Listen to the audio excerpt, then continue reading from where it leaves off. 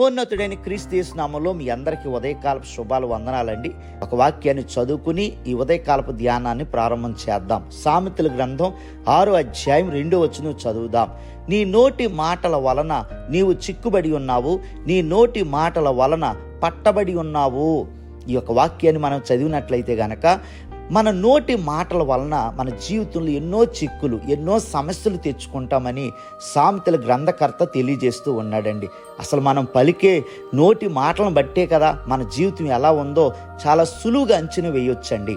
లోకాసు సువార్త 6వ అధ్యాయం 45వ వచనం ప్రకారంగా చూస్తే హృదయము నిండిన దానిని బట్టి మన పెదవులు మాట్లాడతాయని ప్రభువైన యేసు తెలియచేశారండి. ఒకసారి మత్తయి సువార్త 26వ అధ్యాయం 73వ వచనంలో చదివితే నీ పలుకే నిన్ను గూర్చి సాక్ష్యం ఇస్తుందయ్యా అని బొంకుతున్న పేతురుతో చలిమంట దగ్గర ఉన్నటువంటి వాళ్ళు చెప్పారనమాట. అందుకే మన నోటి మాటలే మనం ఏంటో, మన హృదయం ఏంటో, మన పరిస్థితి ఏంటో సాక్ష్యం చెప్తూ ఉంటుంది అనమాట. అందుకే మనం మాట్లాడే మాటల వలన మనం ఏంటో ఇతరులకు తెలియబడతాము.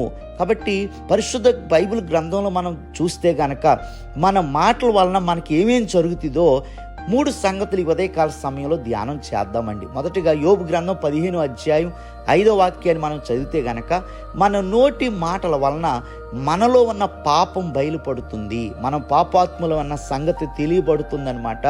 యోబు గ్రంథంలో మనం చూస్తే యోబు స్నేహితుడైనటువంటి ఎలీఫస్ ఒకసారి యోబుని గద్దించడం మొదలుపెట్టాడు. ఎందుకంటే యోబు యథార్థవంతుడైన, న్యాయవంతుడైన, దేవుని చేత మంచి సాక్ష్యం పొందుకున్నవాడైనప్పటికీ కూడా తన మీదకు వచ్చినటువంటి శిక్షను బట్టి ఒక మారు యోబు అన్యాయముగా దేవుడు నన్ను శిక్షించాడనే ధోరణిలో మాట్లాడటం యోబు గ్రంథంలో మనం చదువుతామండి.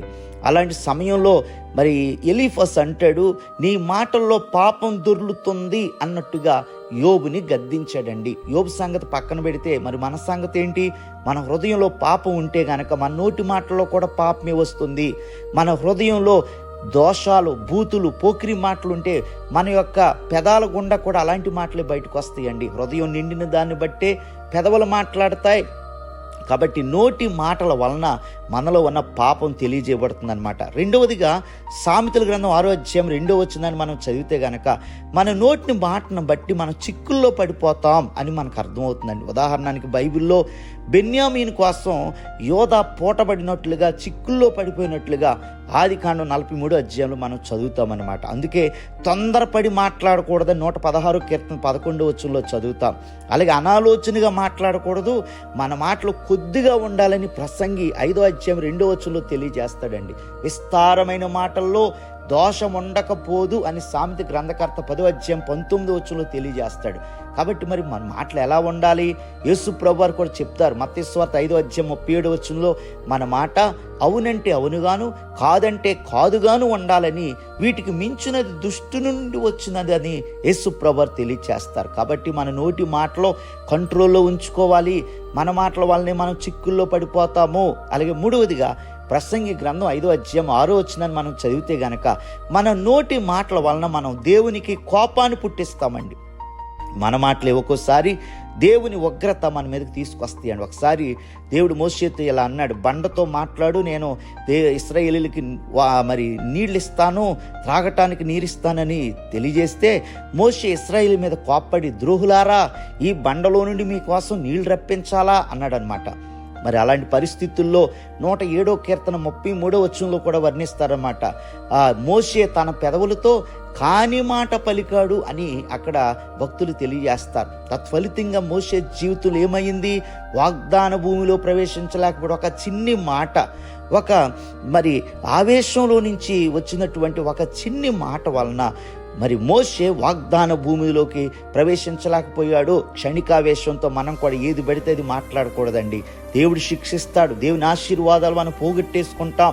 కాబట్టి మన నోటి మాటలు జాగ్రత్తగా కాపాడుకోవాలి. ఏది పడితే అది మాట్లాడకూడదు. ఎంత పెద్ద మాట పడితే అంత పెద్ద మాట మాట్లాడేయకూడదు. దేవుని బిడ్డలారా, మనం సరిగ్గా మాట్లాడాలి, సమయోచితంగా మాట్లాడాలి, ఉప్పివేసినట్టుగా మాట్లాడాలి అని దేవుని యొక్క వాక్యం ఇంకా అనేకమైన సంగతులు తెలియచేస్తుంది. ఉదయకాల సమయంలో 3 విషయాలు మనం మాట్లాడుకున్నాం.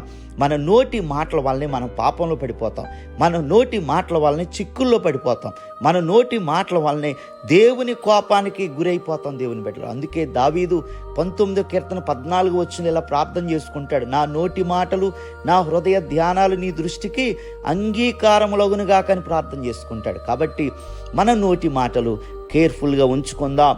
మన నోటి మాటల్లో దేవుని జ్ఞానం ఉండాలి, దేవుని కృప ఉండాలి, శ్రేష్టమైనటువంటి ఆలోచనలు ఉండాలి.